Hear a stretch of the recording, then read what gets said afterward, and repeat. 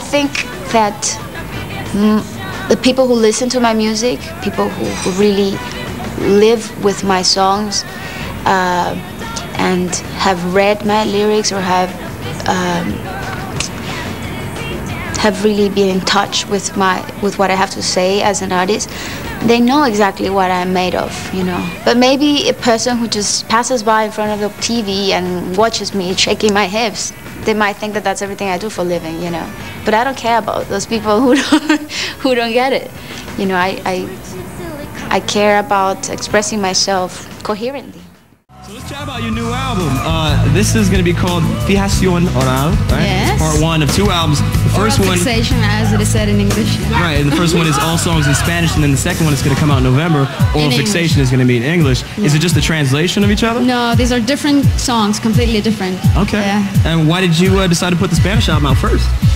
Well, because, you know, I've had a career for 14 years in Spanish, and for me, it's very important that my non-Hispanic fans also understand that part of my sensibility, you know, and where all my emotions come from and how I express them in Spanish as well, which is different, you know, because languages have different resources. Sure. And so the metaphors that I construct in Spanish are different than the metaphors I construct in English. And for me, it was just very important to build that bridge between my non-Hispanic fans and my Hispanic fans and integrate the whole thing. You know? Yeah, no doubt. Bringing the world together one song at a time.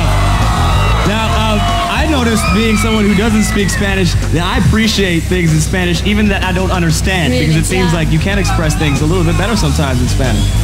Well, I think music is a language on its own, you know, and it's true. Spanish is a very expressive language, but you know, English is as well. I feel that I can express many other thoughts in English in a different way than I could in Spanish. So, you know, like I said before, every language has different resources to offer. I think you could speak gibberish and I would still feel what you're saying. You know? Thank you. Really though.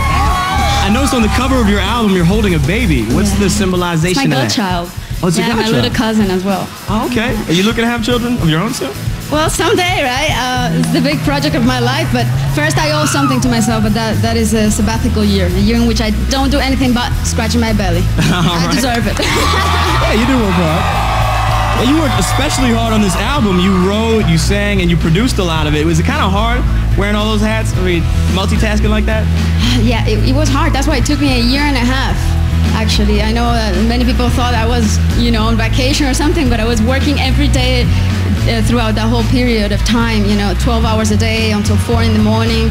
It was a lot of work, but, you know, it was fun.